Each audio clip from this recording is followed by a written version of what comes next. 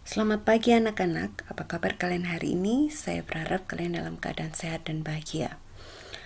Selamat datang di kelas matematika, selamat mengikuti pembelajaran hari ini, matematika bisa. Sebelum kita memasuki pembelajaran hari ini, saya akan mengingatkan kalian untuk tetap menjaga protokol kesehatan guna mencegah COVID-19, yaitu dengan melakukan 5M. Yang pertama, memakai masker, kedua, mencuci tangan, ketiga, menjauhi kerumunan, keempat, menjaga jarak, dan yang kelima adalah mengurangi mobilitas.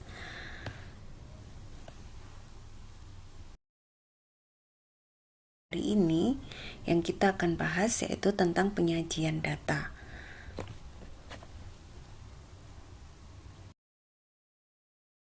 Kita memasuki tentang penyajian data, istilah-istilah dalam statistika yang harus kita ketahui yaitu yang pertama adalah data.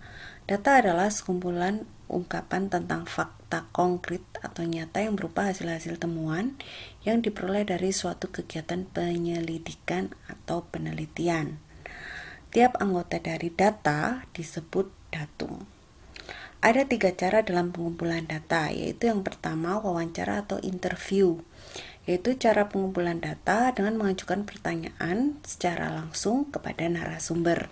Contoh misalkan, data tentang keadaan atau kondisi satu keluarga yang tinggal di daerah perkotaan yang padat dengan data keluarga yang tinggal di daerah pedesaan.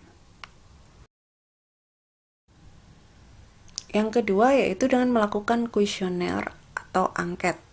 Cara mengumpulkan data dengan mengirimkan daftar pertanyaan kepada narasumber. Contohnya yaitu untuk mengumpulkan data tentang acara televisi yang disukai dan yang tidak disukai pada jam tertentu oleh masyarakat di wilayah RT. Dan yang ketiga adalah tentang observasi atau pengamatan. Cara mengumpulkan data dengan mengamati objek atau kejadian. Contohnya misalkan data tentang tinggi badan atau berat badan dalam satu kelas. Berdasarkan cara memperoleh, data terbagi menjadi 2, yaitu data primer dan data sekunder. Data primer adalah data yang diperoleh secara langsung dari sumbernya. Contoh misalkan data banyak anggota keluarga dengan melakukan wawancara dari sumber data. Atau data mata pelajaran yang disukai dengan memberikan angket kepada siswa. Atau data tinggi badan yang melakukan pengamatan pengukuran tinggi badan. Sedangkan data sekunder yaitu data yang diperoleh secara tidak langsung. Contohnya data tentang nilai kurs rupiah diperoleh dari BPS atau Badan Pusat Statistik. Atau data banyaknya siswa SMP dalam satu kota atau kabupaten diperoleh dari Dinas Pendidikan. Atau data yang banyaknya penduduk pada suatu desa diperoleh dari informasi di kelurahan setempat. Data dapat disajikan dalam bentuk tabel, diagram batang, dan diagram lingkaran. Dalam hal ini saya memberikan contoh sebuah kasus dari buku absen siswa kelas 6 pada bulan Januari sampai dengan bulan Juni tahun 2017 diperoleh data mengenai siswa yang tidak masuk sekolah tanpa keterangan atau ALPA. Pada bulan Januari ada 2 siswa tidak masuk sekolah tanpa keterangan. Bulan Februari ada 4 siswa. Bulan Maret ada 3 siswa. Bulan April terdapat 6 siswa. Pada bulan Mei 8 siswa. Dan pada bulan Juni terdapat 7 siswa yang tidak masuk sekolah tanpa keterangan atau ALPA. Dalam hal ini, soal tersebut dapat disajikan menjadi 4 bentuk penyajian data, yaitu yang pertama tabel, yang kedua diagram garis, yang ketiga diagram batang, yang keempat adalah diagram lingkaran. Sebelum kita menyajikan data tersebut, maka kita menyederhanakan kasus tersebut menjadi 2 unsur, yaitu bulan dan jumlah siswa. Yang pertama kita kumpulkan bulan Januari ada 2 siswa, bulan Februari ada 4 siswa, Bulan Maret ada 3 siswa, bulan April ada 6 siswa, bulan Mei ada 8 siswa, bulan Juni ada 7 siswa. Maka dapat dibentuk tabelnya sebagai berikut. Kolom yang sebelah kanan itu bulan, sedangkan kolom yang sebelah kiri yaitu banyak siswa.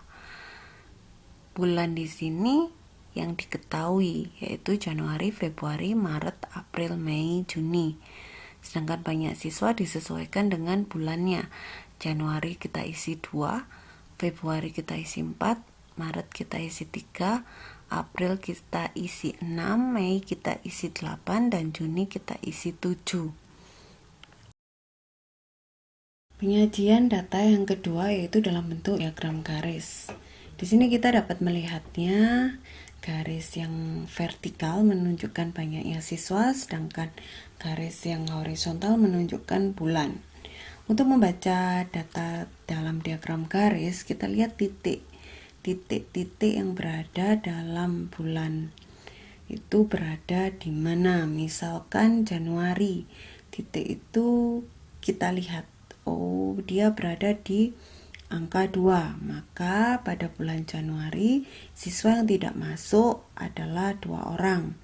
Sedangkan Februari titik tersebut berada pada angka 4, maka siswa yang tidak masuk pada bulan Februari ada 4 orang, dan seterusnya.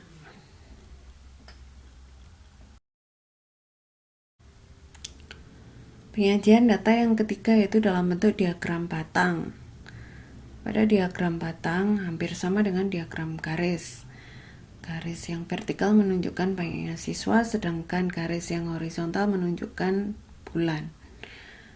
Yang membedakan adalah di sini dia dalam bentuk batang-batang pada bulan. Contoh misalkan pembacaan data pada diagram batang.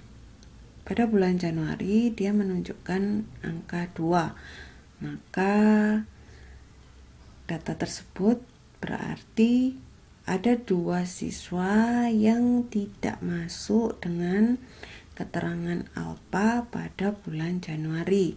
Sedangkan Februari di situ batangnya menunjukkan angka 4. Maka pada bulan Februari siswa yang tidak masuk tanpa keterangan yaitu ada 4.